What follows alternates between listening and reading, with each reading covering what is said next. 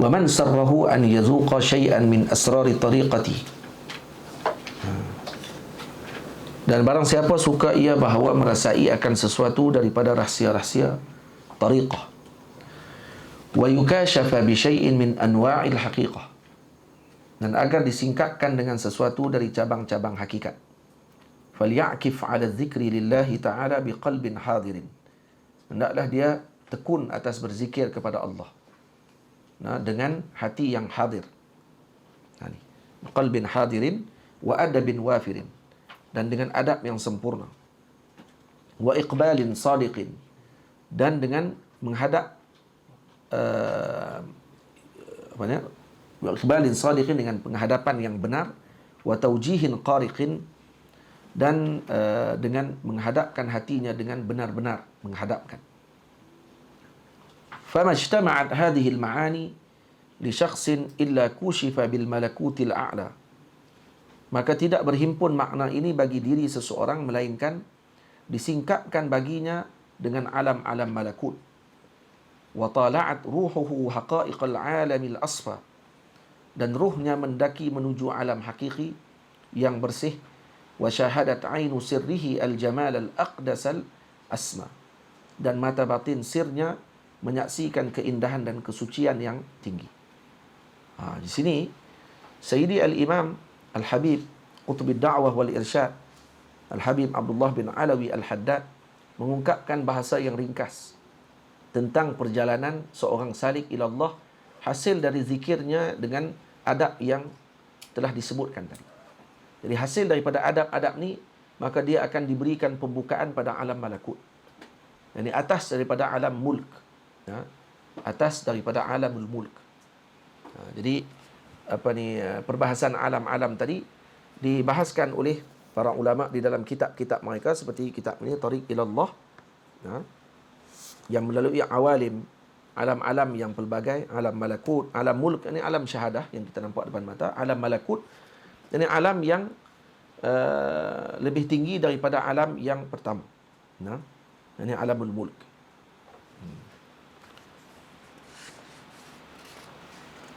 Saya tanda dah tadi ni, cari tak jumpa dah. Tapi tak apa. Tapi seseorang yang diberikan pembukaan sedemikian, dia sepatutnya tidak terhenti pada melihat alam tersebut sahaja. Karena ketika dibukakan asrar-asrar seperti yang disebut tala'at ruhuhu haqa'iqal alamil asfa wa syahadat ainu sirrihil jamal al-aqdasal al-asma, semua tadi bukan dijadikan sebagai tujuan utama. Cuma itu menunjukkan sebagai alamat kata zikir yang dia amalkan tadi benar-benar mengikuti adabnya. Dan ketika masuk ke alam tu, dia perlu beradab pula ketika di alam tersebut.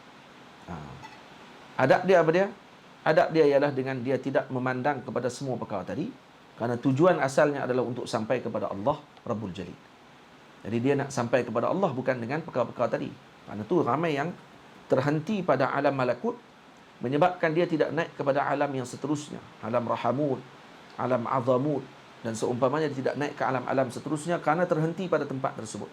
Al-multafitu la yasil. Orang yang banyak berpaling tidak akan sampai. Jadi ini menunjukkan bahawa roh seseorang tadi boleh meningkat dan boleh menjadi qawi, kuat, disebabkan kerana zikir yang diamalkan olehnya. Dan masuk ke alam malakut dengan sebab ritual ataupun dengan sebab amalan-amalan tertentu, itu tidak mustahil hatta kepada sebahagian di kalangan Allahumma salli ala sayyidina Muhammad, minta maaf, alamul mulk. Alamul mulk ini hatta ada orang yang di kalangan bukan Islam sekalipun boleh untuk mencapai kepada peringkat tersebut. Jadi boleh tahu asrar-asrar alam. Dia boleh tengok dan boleh tahu tentang ilmu berkaitan dengan apa yang dikuasai oleh orang-orang di dunia ni dalam bidang yang pelbagai. Dia juga mungkin mendapatkan ilmu tersebut daripada hasil meditasi dia. Ini orang bahasa lain, dalam bahasa Buddha dan seumpamanya dipanggil meditasi lah. Kalau kita ada khulwah, akan dapatkan perkara tersebut, tapi dengan syarat benar-benar menghadapkan hati dengan betul-betul. Tu Imam Haddad kata di bawah, nota kaki di bawah yang ditulis oleh penterjemah, ini merupakan segala syarat bagi khalwah. Maka siapa tidak menunaikan semuanya dengan sempurna, maka ditakuti atasnya dengan perkara yang tidak baik. Macam tak selesai. Maka ditakuti atasnya tadi tidak akan mencapai dengan peringkat tersebut. Jadi yang ini perlu kepada bimbingan guru. Perlu kepada bimbingan guru. Sebab tu dalam kitab Sayyidi Al-Imam Al-Haddad radhiyallahu taala anhu diceritakan tentang adab-adab tersebut. Sekurang-kurangnya kita menghabiskan zikir-zikir yang ada pada waktu-waktunya. Menyibukkan diri kita dengan zikir pada waktu-waktu yang telah ditetapkan dengan zikirnya. Selepas solat, bangkit daripada tidur. Dia apa yang disusun oleh Al-Imam Al-Ghazali dalam Bidayatul Hidayah, bermula daripada bangun tidur sampailah tidur kembali. Maka tu kalau diamalkan seperti yang disebut juga oleh Imam Nawawi dalam Adhkar, maka tu dikira orang yang az-zakirun Allah katsira. Ini orang yang banyak berzikir pada Allah. Cuma zikir yang dimaksudkan khusus dalam bab ini oleh Al-Imam Haddad, Sidi Abdullah bin Alawi Al-Haddad, adalah berkait dengan khulwah. Ini zikir yang perlu kepada talqin daripada guru untuk mencapai kepada peringkat. Faham? Sebab kalau kita berzikir seperti mana selepas solat dengan tidak hudur hati, dan juga kita mengamalkan wirid-wirid yang kita lakukan dan tidak hadir hati kita, maka kita hanya melalui zikir tadi untuk mendapatkan pahala saja, tidak untuk irtiqa' ruh kita. Faham? Untuk irtiqa' ruh dia ada satu peringkat lagi, dan ini juga diberikan oleh Nabi SAW kepada sebahagian sahabat dengan talqin zikir tadi. Sebahagian sahabat mendapatkan talqin zikir daripada Nabi SAW, semisal Sayyidina Abu Bakar, Sayyidina Ali, yang mendapatkan perkara tersebut. Kemudian waltakun ayyuhal murid, kata Imam, waltakun ayyuhal murid mukthiran minat tafakkuri wa huwa ala salasati aqsam. Hendaklah engkau menjadikan dirimu, wahai murid, daripada memperbanyakkan bertafakkur, dan ianya terbahagi kepada 3 bahagi. Jadi wirid daripada tafakkur ini termasuk wirid. Dia ada wirid dengan zikir, ada wirid dengan tafakkur, iaitu lebih kurang, kata Al-Imam Abdullah bin Alawi Al-Haddad dalam Risalah Mu'awadah, beliau, wa yanbaghi an yakuna laka wirdun min at-tafakkuri fi kulli yawmin wa lailatin ta'ayyana lahu sa'ah atau sa'at. Iaitu lebih kurang dalam 1 jam atau beberapa jam. Jadi wa ahsanul awqati litafakkuri afraghuha wa asfaha wa ajdaruha fi huduril qalbi jawful lail. Yang terbaik waktu bila yang kita nak tafakkur ni, waktu yang paling hati tadi dalam keadaan tenang, dalam keadaan kosong, dan hadir hati pada ketika tersebut, iaitu pada tengah malam. Jadi kata Imam Ali, la ibadata kat tafakkur, tidak ada ibadah seperti tafakkur. Dan sebahagian arifin rahimahullah menyebut al-fikratu sirajul qalbi. Tafakkur itu adalah lilin bagi hati. Fa idza dhahabat fala idha'ata lah. Kalau tidak ada tafakkur, tidak ada fikrah, maka tidak ada pencerahan bagi hati tersebut. Jadi jalan-jalan fikir ni banyak. Sebab tu Syekh sebut di sini. Last kali, bawah kali disebut, sebelum kita baca tiga tu, waqad syarahna syai'an min majaril fikri wa samaratihi fi risalatil muawadah falyatlubhu min man arada. Dan kami syarahkan dan kami jelaskan sebahagian daripada perjalanan tafakkur ini dan buah hasilnya di dalam mana? Dalam risalah muawadah. Ini yang kitab saya baca. Ini disebutkan lebih terperinci tentang majaril fikri. Di sini disebut wa majaril fikri kathiratun. Yakni jalan-jalan perjalanan tafakkur ni banyak. Yang paling afdal daripada dia ni yang ini disebut di atas kan. Ni yang paling afdal. Tafakkurun fi ajaibil qudrati wa bada'il mamlakatil samawiyatil wal ardiyah wa samaratuhu al ma'rifatu billah. Ini. Faham? Iaitu tafakkur dalam segala keajaiban kekuasaan dan keindahan kerajaan langit dan bumi dan buahnya. Dan buahnya maksudnya apa dia? Dan faedahnya. Faedah daripada tafakkur ni apa dia?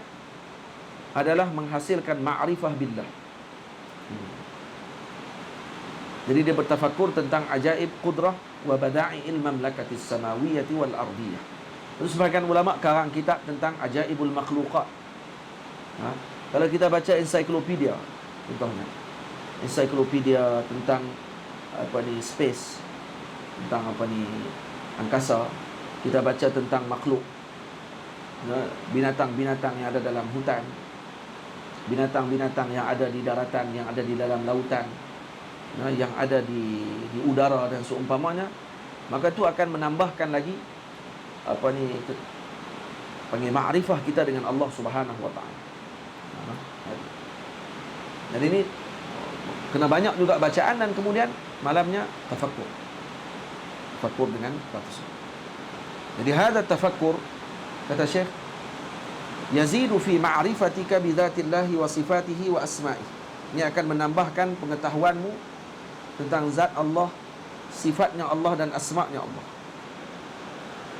Yang telah disebut oleh Allah Subhanahu wa taala dalam Quran, qul inzuru madza fis samawati wal ardh. Suruh Allah Taala suruh kita memerhatikan. Unzuru maksudnya tafakkar. Kita berfikir tentang apa yang berada di langit dan di bumi. Tamam? Dan kita ni termasuk ajaib masnu'atillah. Ini kita memandang kepada diri kita. Wa tafakkar fi nafsi, kata Imam Abdullah bin Alawi Al-Haddad. Wa fi anfusikum afala tubsirun. Allah suruh kita memandang dan memerhatikan dan tafakkur tentang apa yang Allah Ta'ala jadikan daripada kita. Karena Sayyidi Al-Imam Dardir rahimahullahu ta'ala dalam kitabnya ada mengajar kita bagaimana cara tafakkur. Tengok cara dia yang disusun oleh beliau dalam Qaridah Bahiyah tentang tafakkur, yang bila dia ceritakan tentang bagaimana wa fi anfusikum afala tubsirun. Dia kata apa? Fa anta idza nazarta ila mabda'i khalqi.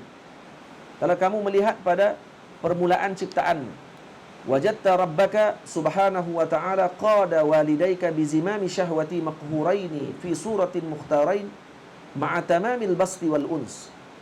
Kamu perhatikan bahawa Allah Subhanahu wa ta'ala telah mengaturkan ataupun telah mengikat kedua ibu ayahmu dengan ikatan syahwat, yang maqhurain fi surati mukhtarain. Hakikatnya mereka pada waktu itu makhur. Dan mereka berada dalam dengan apa ni tajallinya asma Allah Taala Al-Qahhar untuk mereka bersama pada waktu tersebut. Pada surahnya mukhtar. Surah asal nampak macam seolah mereka memilih keadaan tadi untuk bersama pada malam tersebut. Contoh, mula kahwin, malam mereka nak bersama tadi nampak seperti mukhtar, sedang mereka pada waktu itu makhur. Jadi kalau kata ni dengan ma'atamamil basti wal uns, dengan keadaan yang penuh kelembutan dan juga penuh dengan romantis. Padahal surahnya asalnya adalah makhur. Dan kita ni adalah makhur fi suratil mukhtar. Tamam? Wa fi hadzal maqam asrarun ajibatun yudrikuha arbabul kashfi min ahli Allah ta'ala. Ini maqam ini, maqam makhur fi suratil mukhtar ma'a tamamil basti wal uns. Yang ini kalau kata maqam ini ada asrar ajibah yudrikuha arbabul kashfi. Ini ahli al-kasyaf, yang dibukakan oleh Allah pengetahuan tersebut, ini ada rahsia yang besar, rahsia yang ajaib. Ini kejadian yang ajaib yang Allah Ta'ala jadikan. Hatta idha hasal al-wiqa, sehingga bila mana berlakunya persetubuhan tersebut, sanakallahu fi qararin makin, maka Allah Ta'ala menempatkan kamu pada tempat yang kuat dalam rahim ibu kita. Faqalaqa tilkan nutfata alaqatan, dan kemudian daripada tersebut dijadikan, daripada nutfah tadi Allah jadikan alaqah. Maqalaqal alaqata mudratan, daripada alaqah dijadikan mudrah, daripada titis air mani Dalam air mani tadi saja ada berapa? Ada berapa ribu itu saya sebut? Siapa ingat? Alif? Sains. Ada berapa ribu? 8,000. 80. Berapa? 8 million. Kan? 8 million nyawa dalam 8 million apa ni nyawa dalam apa ni satu air mani tadi. Itu dipanggil ma'ul hayah. Wa fi hadzal maqami asrarun ajibatun yudrikuha arbabu kashfi min ahli Allah ta'ala hatta idza hasala al-wiqa' sanaka Allah fi qararin makin فخلق تلك النطفة علقة ثم خلق العلقة مضغة ثم مدها وصورها في أحسن صورة. Kemudian jadi mudghah, jadi daging. Misalkan daging yang digigit. Kemudian ثم مدها وصورها في أحسن صورة. Kemudian Allah Ta'ala bentukkan kita dengan tajallinya Allah, dengan isim Allah Ta'ala waktu itu apa dia? Ismul Musawwir. Allah Musawwir.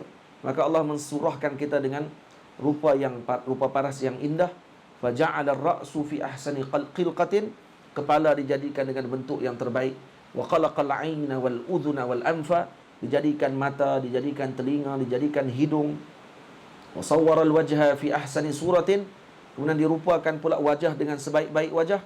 Wa auda'aha minal jamali wal kamali ma la yakhfa, diletakkan padanya kecantikan, kesempurnaan yang tidak nafi lagi. Suma auda'al basara fil 'ain, kemudian bila dah bola mata ada, Allah letakkan pandangan mata, baru boleh melihat.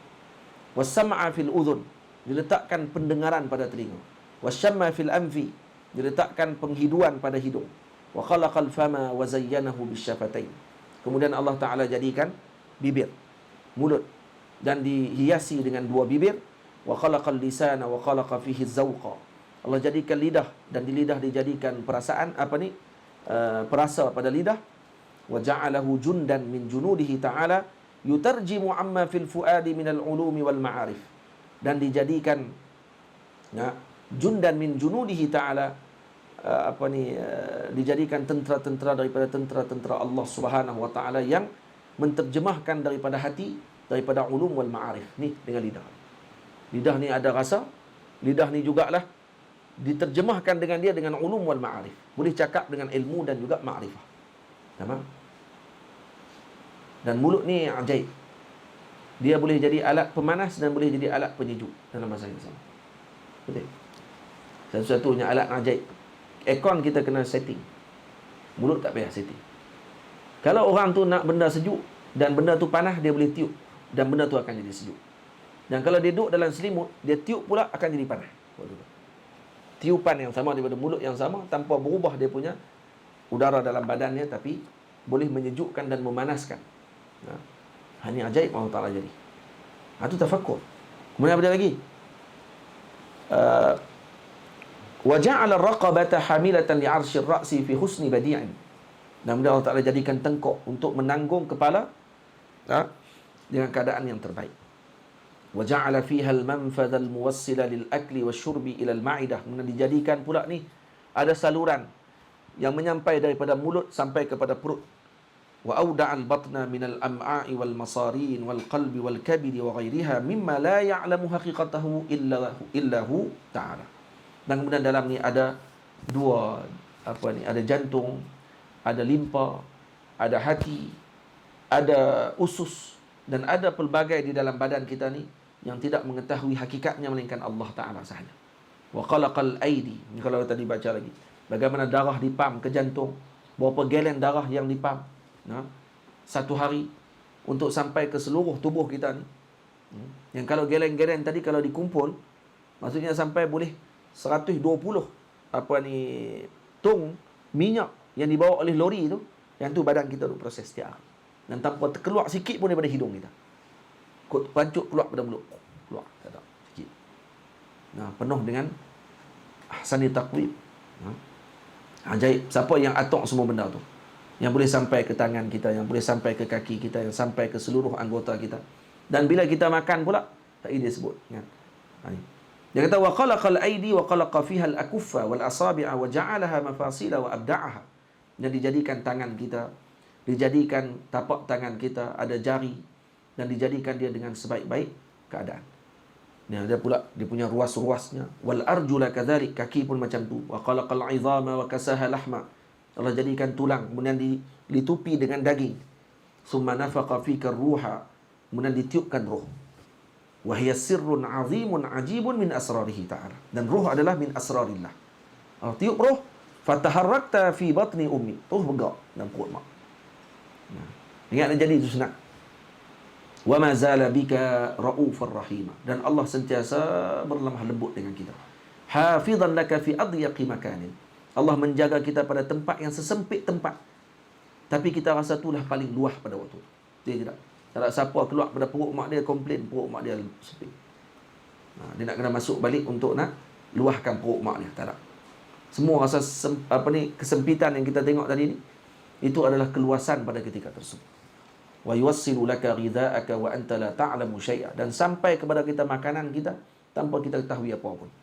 Hatta idza tamma khalquka, bila ada sempurna kejadian, anzalaka minar rahim min adyaqi mahallin falatafa bika wa bi ummik. Kamu turun daripada rahim ibumu, keluar daripada rahimnya tadi dengan keadaan yang paling lemah lembut. Nah, macam mana? Tempat yang paling sempit boleh keluar kepala kita.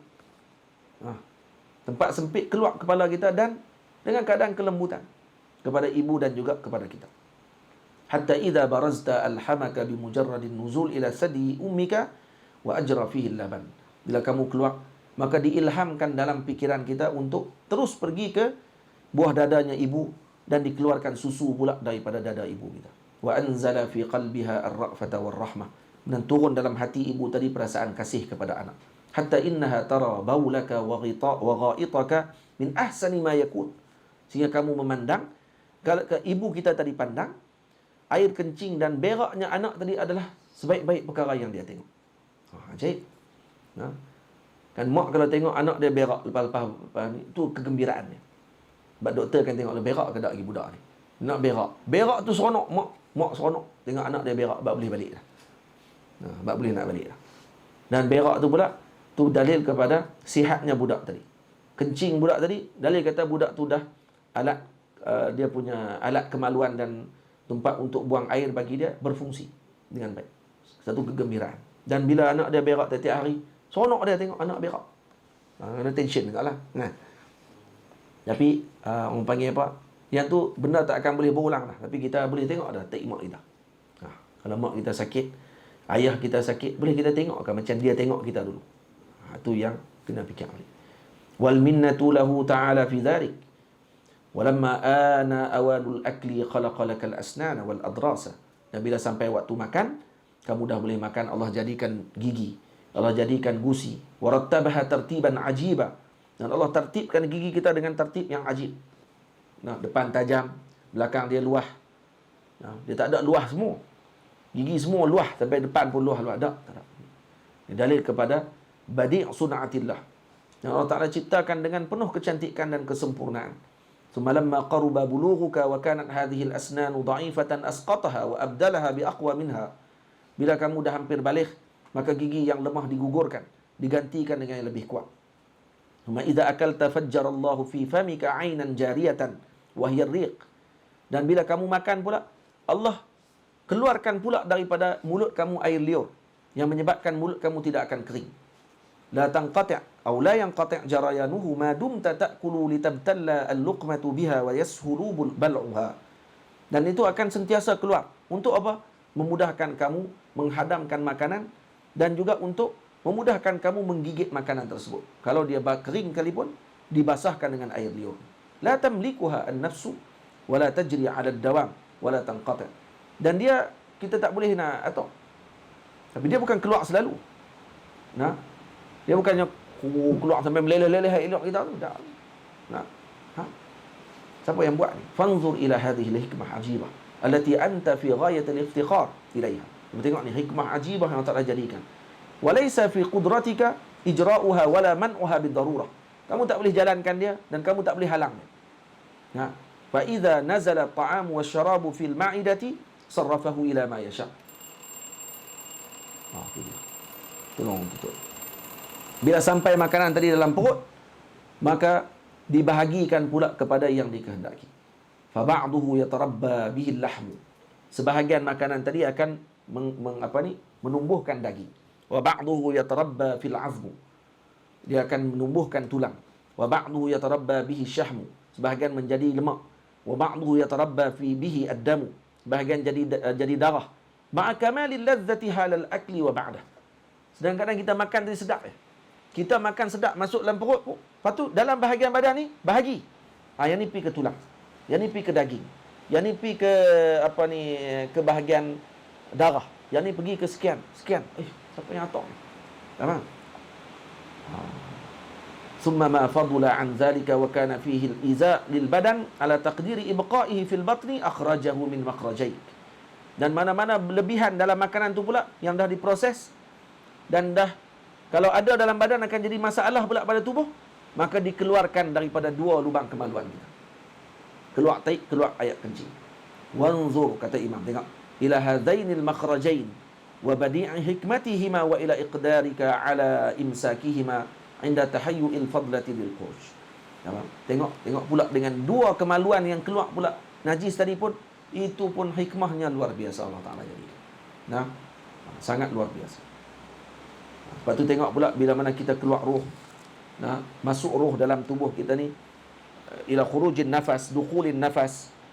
Dengan keadaan waktu kita tidur, waktu kita sihat, waktu kita sakit. Jadi ini adalah salah satu daripada cara untuk tafakkur. Tengok ni tafakkur. Jadi Syekh Imam Dabri tulis dalam kitab Kharidah Bahiyah. Ini kitab akidah yang dipelajari di Al-Azhar Al-Syarif. Untuk kita ambil manfaat dengan perkara tersebut. Jadi itu salah satu tafakkur fi ajaibil qudrati wa bada'i'il mamlakati samawiyyati wal ardiyah wa samaratuhu al-ma'rifatu billahi ta'ala. Masuk dah waktu kan? Sikit lagi. Baik, jadi setakat itu dulu. Jadi kita yang seterusnya tafakkur fi ala'i wan ni'am wa natijatuhu al-mahabbatu lillah. Wa tafakkur yang ketiga fi ad-dunya wal akhirah wa ahwalil khalqi fihima wa faidatuhu al-i'radu 'anid dunya wal iqbalu 'ala al-ukhra. Wa qad syarahna syai'an min majari al-fikri wa thamaratihi fi risalati al-mu'awanati falyatlubhu man aradah. InsyaAllah tu kita akan sambung sedikit saja perbahasan nanti pada esok pagi. Wa sallallahu ala sayyidina Muhammad wa ala alihi wa sahbihi ajma'in. Walhamdulillahi rabbil alamin.